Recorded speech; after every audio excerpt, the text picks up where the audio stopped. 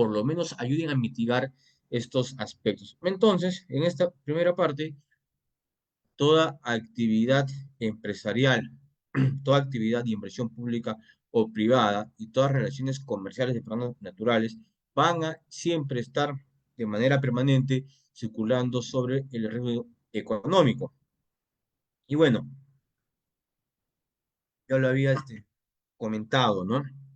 En contratos típicos, como se encuentran en el Código Civil, la compraventa, el suministro, el arrendamiento, el contrato de superficie, que es una figura muy utilizada, lo que viene es de hacer, pues, los negocios de centros comerciales, el contrato de consorcio. En general, como les comenté hace unos minutos, el incumplimiento contractual permite que los riesgos puedan ser latentes y justamente la característica de poder mitigar este riesgo mediante cláusulas contractuales que nos ayuden tanto a los abogados, a los contratantes y por qué no, y eso va a ser parte de nuestra conversación, también a los árbitros al momento que van a analizar el proceso y al momento que se delibere para emitir el laudo. A ver, algo importante, ¿ya?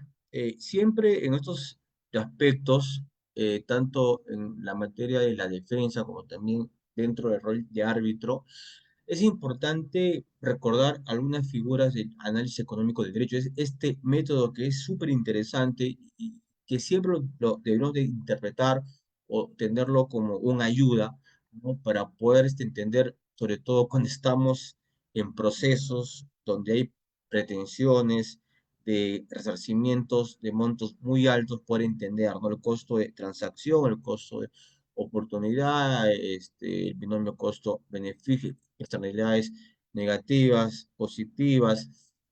Ya de más está decir, pues, ¿no? Los grandes aportes del profesor Ronald Coase, ¿no? Y en general de Richard Epstein y mucha de la doctrina norteamericana y anglosajona que ha tenido mucha presencia en el análisis económico del derecho, que nos es útil como un método de interpretación, ¿no? Para poder entender ciertos aspectos económicos y poder también entender cómo funciona el mercado, cómo se pueden generar daños económicos también a los que firman el contrato y quizás a otras partes que no participan directamente de la relación contractual y evidentemente el Estado podría también estar dentro de esta externalización de costos. A ver, vayamos rápidamente al Código Civil peruano. Ya, no voy a hacer un ejercicio exegético el artículo ni nada de eso, pero vamos a dar pantallazos muy generales y sobre todo en mi experiencia de árbitro y abogado, que me ayudan a poder tener por lo menos un criterio profesional más amplio y real. A ver, el tema del lucro cesante lo tenemos regulado tanto para responsabilidad civil contractual, solo a manera de recuento, ¿no? Cualquier incumplimiento de un contrato, para venta, arrendamiento, comodato, superficie, suministro, o los contratos de la Ley General de Sociedades, los contratos modernos, pueden generar que exista un lucro cesante, ¿no? Y el artículo 1321 es muy puntual en establecer que la parte que genere el daño económico tendrá que pagar el lucro cesante. Y la pregunta es, ¿quién es el que tiene que encargarse de acreditar el lucro cesante? Es, vamos a llamarlo así, la víctima contractual. La parte que ha sufrido pérdidas económicas la deberá de acreditar. Y muchas veces, sobre todo también en mi experiencia judicial, porque litigo también en aspectos judiciales, es bastante triste cuando uno observa una demanda y solo se agrega conceptos doctrinarios, quizás una o dos casaciones, pero donde no se adjunta cartas de resoluciones de contrato o cartas o documentos que puedan acreditar que existe una pérdida económica, una oportunidad de negocio. No me refiero a la pérdida de chance porque no está regulada en nuestro Código Civil, pero sin embargo el artículo pertinente para poder interpretar el lucro cesante se encuentra en el 1321. Y rápidamente nos pasamos a la responsabilidad civil extracontractual, ¿no? A ver, los daños extracontractuales sobre todo fueron diseñados por el maestro Fernando Traseñís, encaminado a que la sociedad peruana de los 40, 50, 70 y los 80 se encontraba en un camino a una sociedad más industrializada, más moderna, con lo cual esto generaba nuevos daños que deberían de ser, vamos a llamarlo así, indemnizados, ¿no? La contaminación, los carros que podían generar accidentes de tránsito, el boom que hubo de la industria de la harina de pescado, la minería y todo daño extracontractual, este, entendemos todos que son estos daños que se generan eh, ajenas a una relación contractual. El ejemplo que nos ponen siempre en el prelado es el accidente de tránsito. Pero si nos vamos a un ejemplo más real que nos ha sucedido en nuestro Perú, en Lima, en las playas de Ventanilla, fue el derrame de petróleo de la empresa Repsol. Se derramó este petróleo, la peor contaminación ambiental en la ciudad de Lima, con lo cual pues, los pescadores artesanales se vieron imposibilitados por varias semanas o meses de poder trabajar, de poder pescar. Entonces, acá hay un daño extracontractual porque no podemos pensar que va a existir pues un acuerdo para que la víctima de estos daños pueda aceptarlos. Estos daños extracontractuales, en el 1985 también se establece que puede solicitarse, cuantificarse por parte del juez o el árbitro, otorgar un lucro cesante. Bueno, entonces el Código Civil regula el lucro cesante, tanto para el aspecto contractual y extracontractual, la doctrina lo ha definido ampliamente, y tanto tribunales judiciales y arbitrales en determinados tipos de arbitraje, ¿no? Sobre todo en arbitrajes comerciales, y eso sí lo digo con bastante conocimiento, los árbitros aplican el lucro cesante. Contratación pública depende mucho del tipo de caso, el tipo de contrato, pero la mayoría de tribunales muchas veces no, a ver, vamos a llamarlo así para que no suene este, otro sentido, si no se presenta probanza contundente, es poco probable que en contratación pública puedan otorgar un resarcimiento por lucro cesante. Es muy difícil, va a depender mucho del buen planteamiento de una demanda con bastantes aspectos probatorios sólidos y también del criterio quizás enmarcado en el derecho civil, contractual, o quizás un criterio más pegado al derecho administrativo que puedan tener los árbitros, que finalmente son válidos, ¿no? Bueno, la siguiente figura es el daño emergente, ¿no? Tanto el lucro cesante como el daño emergente para nuestro código tiene por la finalidad de dar un resarcimiento económico eh, a la parte contractual que justamente se le generó daños económicos por un incumplimiento parcial, tardío, cuando existe, pues, no, falta de diligencia, dolo, y cuando habló culpa, negligencia. Entonces, todos estos estándares que aplicamos para el juicio de responsabilidad civil también es pertinente que pueda tenerse en cuenta, pero sin embargo, acá sucede lo mismo, se encuentra regulado en el campo de la responsabilidad civil contractual. También en el 1985 nos establece que también tutela la responsabilidad civil extracontractual. La doctrina peruana ya lo ha definido. El criterio de daño emergente, apellido de parte, también es otorgado en tribunales judiciales y tribunales arbitrales. Seguimos avanzando. Una figura interesante es el enriquecimiento sin causa, que está regulado tanto en la fuente contractual en el 1954 como en la fuente extracontractual en el 1970. En doctrina hay muchos libros, trabajos, tesis, sobre todo hubo un tiempo en contratación pública, si no la memoria no me falla, pues 2008 hasta 2013 y 14, que el Estado peruano, en su mayor amplitud, gobiernos regionales, locales y gobierno central, en algunas oportunidades obtenían laudos desfavorables, donde se indemnizaba al contratista bajo esta figura. Luego de eso, con todas estas modificaciones, esto fue variando, no recuerdo bien la fecha exacta, pero a la presente fecha, en el arbitraje de contratación pública ya no se aplica esta figura salvo en arbitraje comercial o societario, pero en procesos judiciales hemos tenido pronunciamientos de juzgados certificados por salas, donde si el juez no te otorga lucro cesante y daños de emergente, puede otorgarte enriquecimiento sin causa. Y eso ya es una estrategia de cómo se plantean las pretensiones, ¿no? Una alternativa, subordinada, principal, va a depender mucho, pues, ¿no? Del planteamiento de la demanda. Bueno, y ahí pasamos a una figura que estuvo en el ojo de la tormenta durante la pandemia, la excesiva onerosidad de la prestación. En materia contractual, está regulada en el 1440 y 1447, y es más, donde nos ponen un plazo de caducidad, nos ponen ciertos supuestos. En materia extracontractual en nuestro Código Civil, por lo menos a mi criterio, no está regulado. La doctrina tiene muchísimos trabajos, libros. Recomiendo también leer el último libro del profesor Enrique Barqui, que también tiene un buen capítulo de este tema, ¿no? La visión arbitral muy interesante. Y en los foros judiciales y arbitrales sobre este tema hay muchísimo, ¿no? Hay muchos fallos de juzgados y salas que a raíz de la pandemia han estado emitiendo criterios, y también en materia arbitral, pero me refiero a arbitrajes comerciales.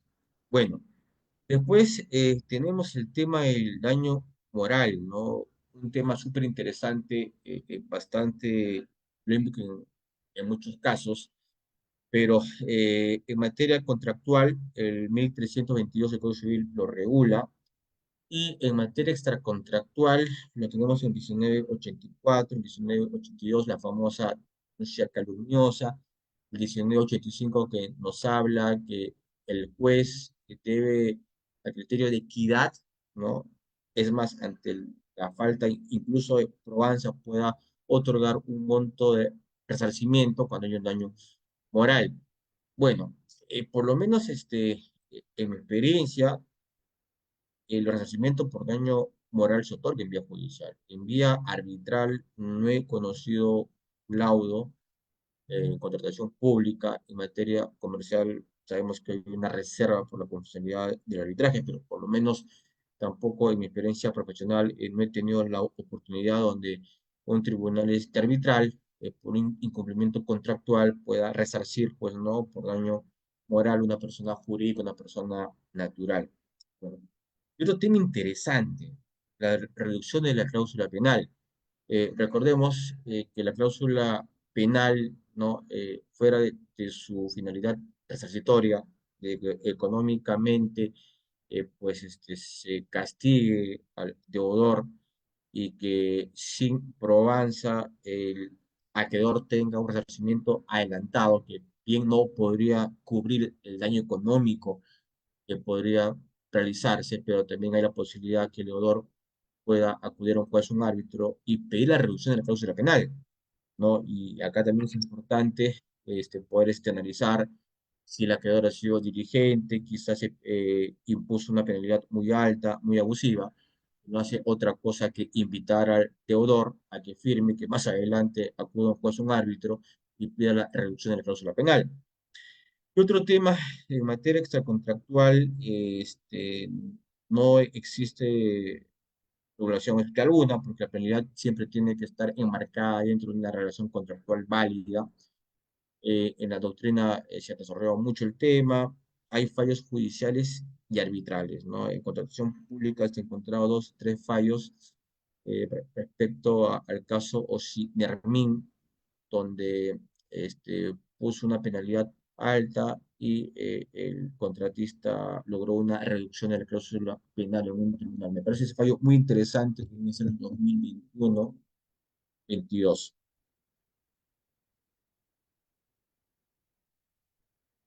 A ver, me comentan si se me está viendo, se me escucha bien.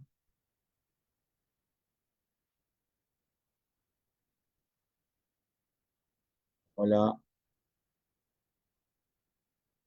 doctora, ¿se me escucha bien? Sí, doctor, se lo escucha bien.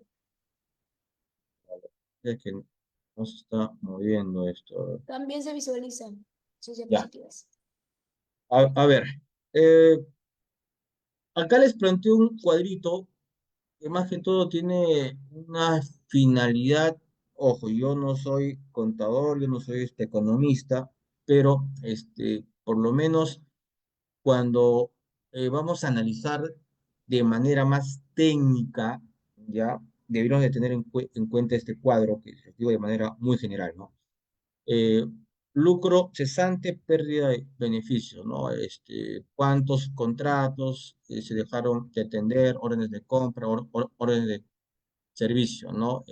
Método 2, valor presente neto, eh, no se lograron capitalizar ciertos ingresos, ¿no? Recordemos que muchas veces un contrato incumplido es como pues, un castillo de naipes, ¿no?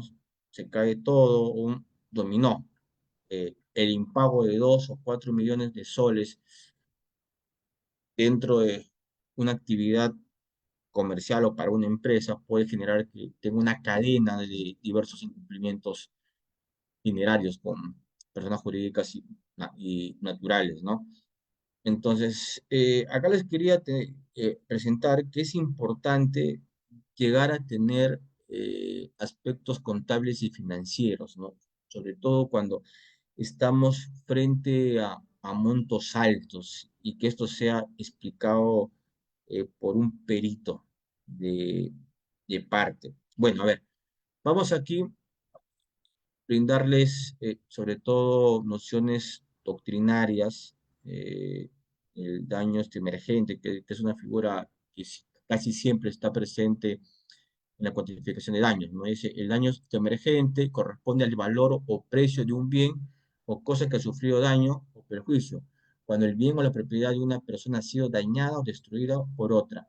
Estamos ante un daño emergente y la indemnización, en este caso, será igual al precio del bien afectado o destruido. Seguimos. También la doctrina española se ocupó del tema estableciendo la distinción en similar orden de ideas. Daños emergentes son daños efectivamente producidos porque se trata de gastos efectivamente realizados o que van a realizarse, ¿no? Y lo que nos dice la profesora Vicentini es, ¿no? Así el valor de la cosa debida y no entregada como consecuencia del incumplimiento de una obligación de dar configura un daño emergente y no un lucro cesante. Acá es importante mencionar que el daño emergente en términos muy sencillos, eh, va a ser este costo que tiene que realizar el- la víctima contractual, ¿no? El contratante, en el momento que se genere el incumplimiento, ¿no? Va a tener que realizar gastos económicos para que el daño ya producido no le produzca mayores daños.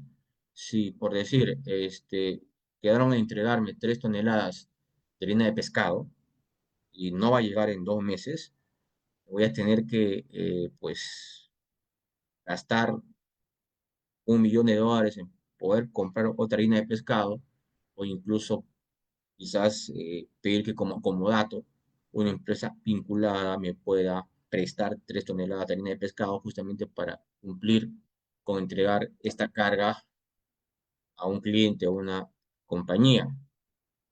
Pero este aspecto también tiene que ser acreditado.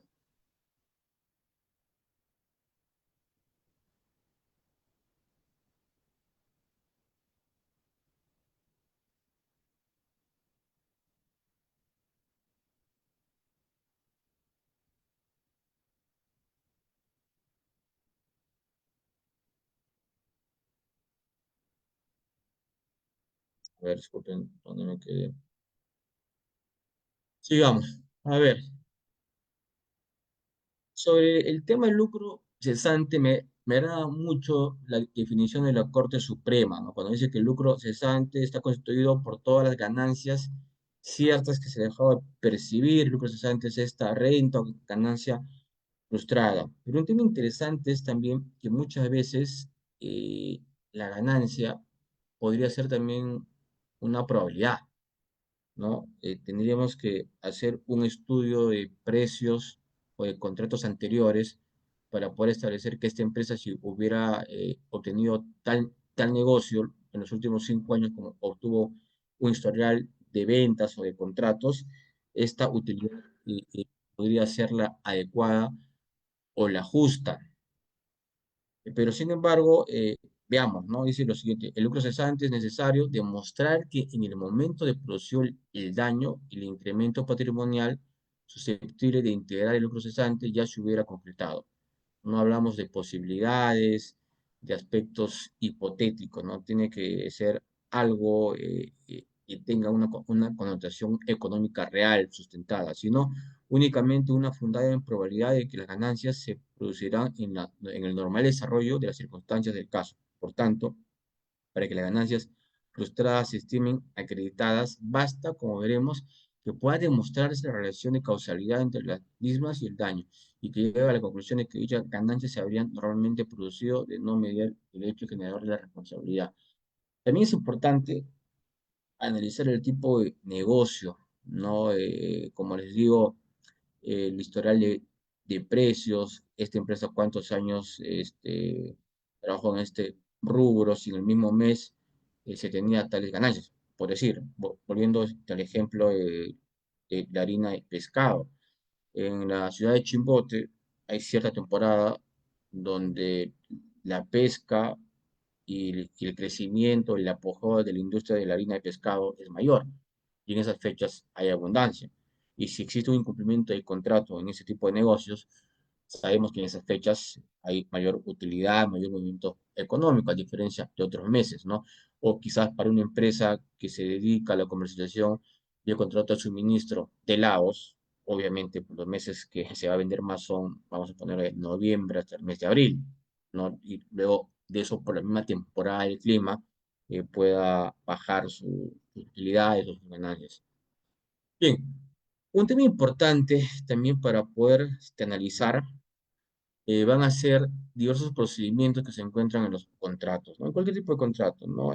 Vamos a ver plazos para comunicar una penalidad, el plazo que se da para la resolución de contratos, si es de pleno derecho, requerimiento previo, si hay autorizaciones o ciertos procedimientos que se fijan, ¿no? Hay muchas empresas mineras, empresas que se dedican a la industria de los alimentos, constructoras, que tienen muchos procedimientos que son incluso acoplados de prácticas contractuales internacionales y que tienen que ser conocidos y aplicados, ¿no? Al momento que los contratos se ejecutan. A ver, vamos un poco avanzando porque el tiempo no nos gane. A ver, y con estos dos puntos vamos cerrando, como les comento, son ideas generales. A ver, al momento que vamos a ejercer la defensa como demandante, demandado, tanto en arbitraje comercial como en contratación pública, ¿no? Primero es importante analizar la relación contractual comercial. Muchas veces son aspectos muy distintos. Puede haber un contrato firmado eh, de compraventa, suministro, arrendamiento, superficie, lo que ustedes quieran. Pero muchas veces eh, pase el año 2 3 y 4 y no se renueve el contrato con adenda. Y solo tenemos una relación comercial. Aspecto muy importante porque muchas veces lo que pregonamos tanto los abogados corporativos es, ¿no?, que se firme un contrato, pero no te doy una orden de servicio, una orden de compra o la típica figura, sobre todo en el negocio de servicios legales, la carta contrato, por correo te dicen, seguimos 6 meses más. Entonces, si el cliente no quiere firmarte un contrato, tampoco vas a estar pues todos los 5 meses persiguiéndole que firme el contrato. O sea, esa es la realidad, ¿no? Muchas personas jurídicas y naturales eh, se guían por la relación comercial en el día a día, no bajo una absoluta reciprocidad, no bajo un absoluto consentimiento, pero que no está con firma legalizada ni un contrato, pero tienes correos, depósitos, transferencias, coordinaciones por WhatsApp, por correo, y eso, por lo menos para quienes habla, es válido, pero es lamentable que a veces jueces y árbitros absolutamente formalistas dejen de lado que una relación comercial no genera obligaciones, sí lo genera. Bueno, luego de eso, Es importante analizar, sobre todo antes de que se ingrese la petición de arbitraje y la demanda, aspectos que se dan en la ejecución del contrato. Por ahí hay informes del área contable, financiera, logística, comercial, pericias o aspectos económicos propios del negocio, porque eh, los daños económicos que se generan por incumplimientos contractuales no se generan de noche a la mañana, ¿no? Como en la vida, incluso como en las relaciones de pareja, ¿no? Estos temas se van llevando de meses, semanas, años, y sí es importante prestarle atención, y ahí pues el área legal, los abogados externos, siempre deberían de estar teniendo auditorías contractuales internas respecto a incumplimientos de contratos, facturas impagas, ¿no? Un poco para poder indagar si algo de esto podría estar generando daños económicos y no prepararse cuando ya nos imponen una penalidad o nos notifican con una carta de resolución de contrato, ¿no? Bueno, historial. Hubo hace 5 años 2 contratos y luego de eso no hubo contratos, órdenes de compra, de servicio, cotizaciones, ¿no? Relaciones temporales, contratamos por 4 meses, luego al año siguiente por un año. Esos aspectos son importantes, ¿no? Porque los vínculos comerciales perduran en el tiempo. Luego de eso, analizar aspectos económicos, ¿no? Estados de emergencia. La pandemia fue en el 2020, y el año pasado hubo incendios forestales. En el Perú, pues tenemos cada cierto tiempo fenómeno del Niño. Y, y estar atento a a estas nuevas circunstancias que podrían permitir la modificación de aspectos contractuales, también es un tema que debemos de tenerlo, vamos a llamarlo así, como cultura legal, ¿no? Puede pasar, ¿no? Accidentes, subidas de precio, me recuerdo mucho durante la pandemia, también tuvimos el gran problema del canal de Suez, la guerra en Ucrania y Rusia, bueno, esta guerra que ya tiene una tregua y esperemos que dure, ¿no? Israel sobre Gaza, pero son aspectos que quizás en los primeros días o semanas, sobre todo en el negocio internacional, generan pues no cierta zozobra. Bueno, luego de eso, ver negociaciones truncadas, ¿no? Correos electrónicos donde no te aceptan el incremento de precios o de pronto mandas una propuesta, tal material subió o no te puedo brindar el servicio en esas fechas porque los costos suben, qué sé yo. Pero mucha información se genera por correo electrónico y es importante asesorar a los clientes para que sepan emitir correos electrónicos, sepan responder, porque muchas de las coordinaciones que se pueden dar son criterios probatorios que pueden ser utilizados por nosotros en lo que mejor le convenga a nuestros patrocinados.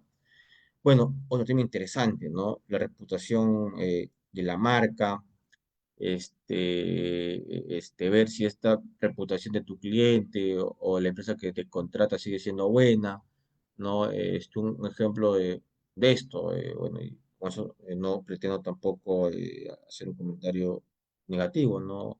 Odebrecht, por todos los problemas que existió por los arbitrajes, vamos a llamarlo así, fraudulentos ¿no? Y todo eso, eh, se convirtió en una nueva empresa, Cumpa, con lo cual, no recuerdo si es Cumpa, antes me estoy equivocando, pero la reputación de la marca o del nombre es importantísimo. Y también analizar, ¿no? Si nuestro cliente o la empresa con la que estamos vinculadas se encuentra en estado de concurso, que sería grave, ¿no?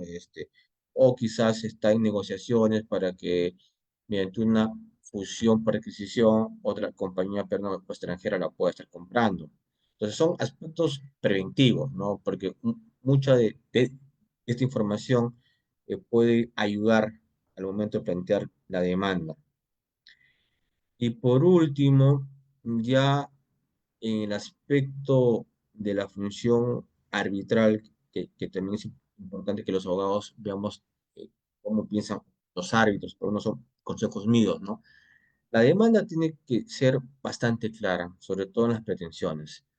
Y a diferencia del poder del fuero judicial, ¿no? Bajo el principio competence y el principio de dirección del proceso, este, los árbitros podrían pedir a las partes que aclaren sus pretensiones, porque muchas veces pueden plantearte 5, 7, 14 o 20 pretensiones, pero que son ambiguas, imprecisas, están mal planteadas, y eso es una bomba de tiempo para el tribunal territorial. Es mejor desde el inicio advertir y que se pueda, en lo posible, corregir sin ingresar, pues no, para nada a un tema de la falta de imparcialidad o incluso dar una hoja de ruta a las partes, ¿no?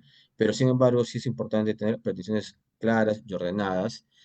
Y un tema interesante, algunos árbitros analizan la prueba al momento de laudar, por lo menos a mi criterio no. Es importante analizar desde que se presentan los medios probatorios, ¿no? Si bien, por lo menos en los reglamentos de arbitraje de la Cámara de Comercio y de la Universidad Católica, y la mayoría, y así funciona el arbitraje, ¿no? No hay un tema, pues, de saneamiento probatorio, ¿no? Todo lo que se presenta se incorpora, pero eso no quita que los árbitros también vean la pertinencia de ciertos medios probatorios, ¿no? Quizás sean medios probatorios impertinentes o que la actuación incluso no está, pues, ¿no? Dentro del ámbito de lo posible o de lo jurídicamente incluso lícito. Analizar si las materias arbitrables son económicas, sobre todo en materia comercial, ¿no? En algunas oportunidades se podrá pedir una pretensión que incluso estaría prohibida por ley. Me sucedió ya en el tema del ejercicio de la defensa. eh, Estábamos defendiendo una entidad pública y el contratista solicitó el pago por compensación por cierto monto, ¿no? Y primero que no existe ninguna regulación en la norma de contratación pública sobre el pago por compensación, eso está en el Código Civil. Y es más, el Código Civil prohíbe la compensación entre los privados y el Estado.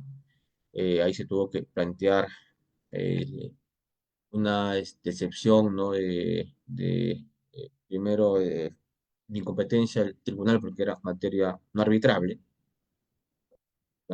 Tuvo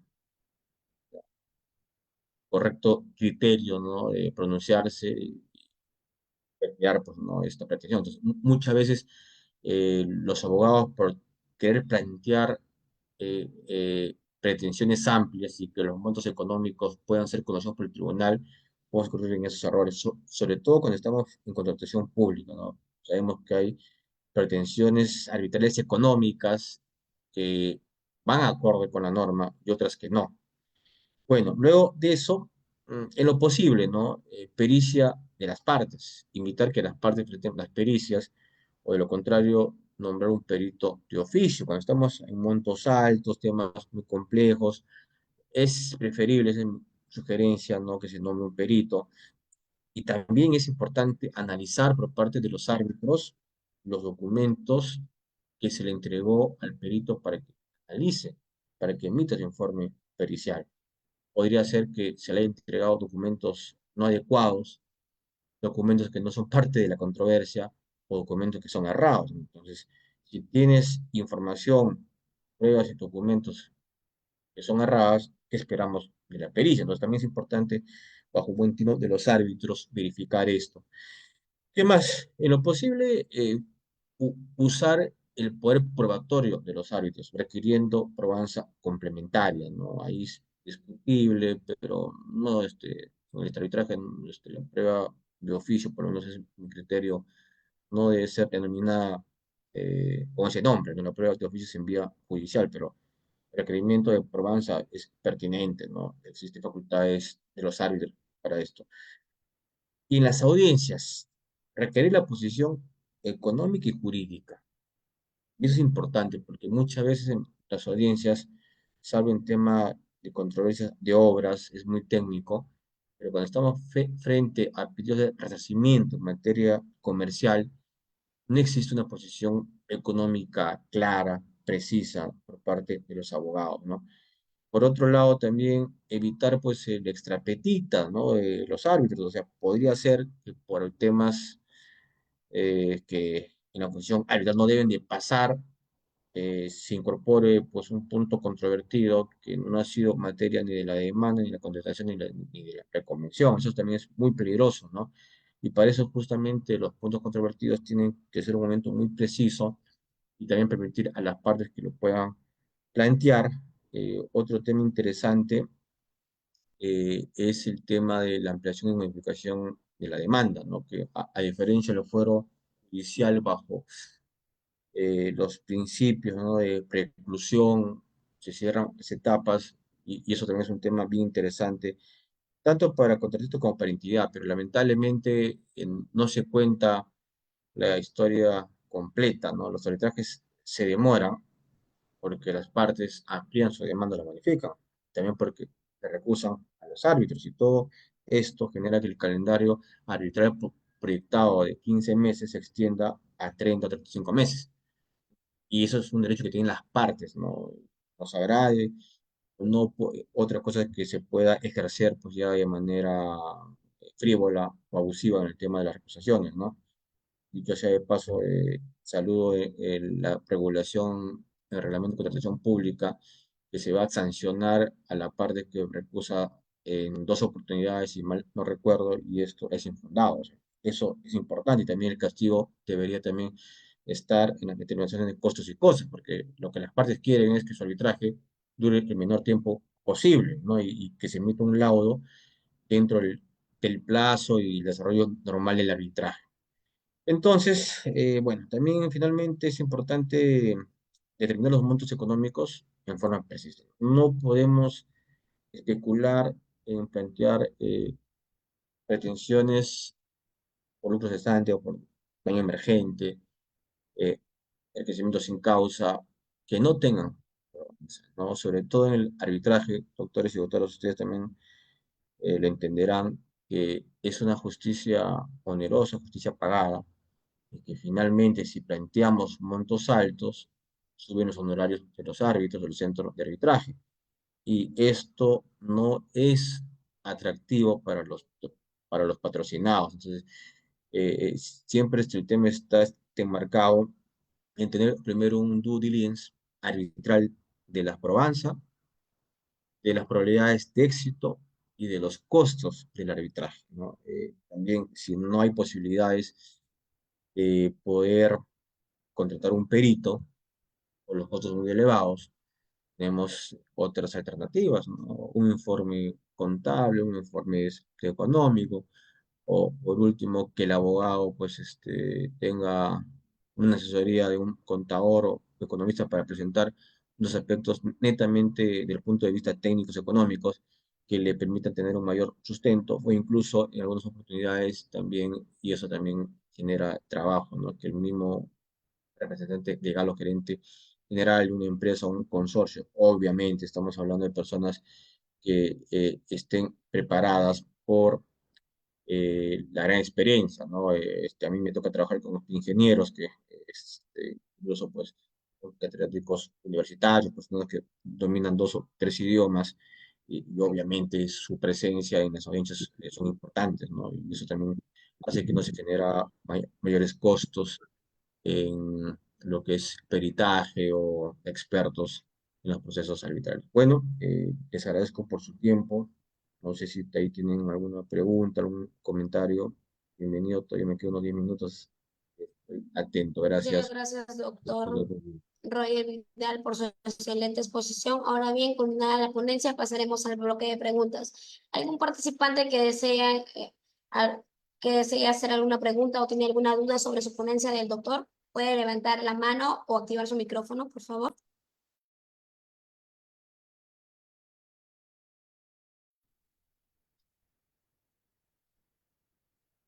Doctora, aquí tenemos una pregunta de la señorita Cintia Ruiz. Los intereses generados por el incumplimiento de pago a los proveedores y préstamos bancarios de un subcontratista como consecuencia de la demora en el pago de la liquidación por parte del contratista principal constituye daño emergente.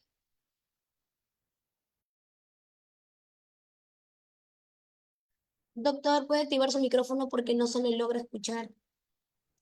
Ok, ok. Ay, ay, pero Sí, ahora sí, considero que sí podría ser considerado un daño emergente, ¿no? Porque son costos que tiene que realizar. Tienes que pagar a los proveedores, los intereses bancarios. Sí,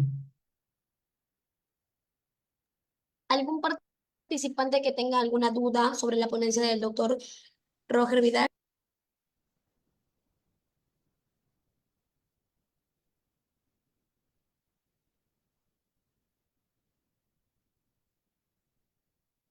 Bueno, creo que ya quedó todo claro con los participantes de acuerdo a su ponencia. Muchas gracias, doctor, nuevamente gracias, por su doctora. excelente Gracias, doctor exposición y y doctoras. solución de las preguntas. Desde la sede de Amazona le damos un cordial agradecimiento por su tiempo. Esperamos contar con usted para futuros eventos académicos. Muchas gracias, doctor y doctoras. Permiso. De esta manera damos por finalizada nuestra séptima sesión de actividades académicos del segundo programa de arbitraje comercial nacional e internacional organizado por el Centro de Arbitraje y Resolución de Disputas Amazonas. Reiteramos nuestro cordial agradecimiento a nuestro ponente por su gentil disposición y a toda la audiencia. Este, Nos vemos en la siguiente semana, el 4 de febrero, con la siguiente ponencia. Hasta luego. Que tengan un excelente fin de semana.